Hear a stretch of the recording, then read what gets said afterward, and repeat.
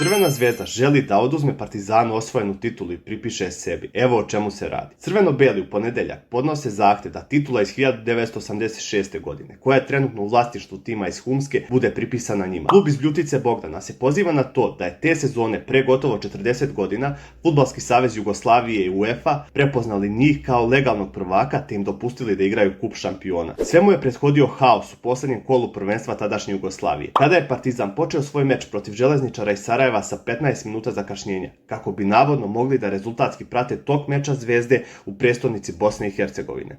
Na kraju je ispalo da su oba meča završena pobjedama večitih rivala sa 4 gola razlike, pa je tako Partizan postao šampion.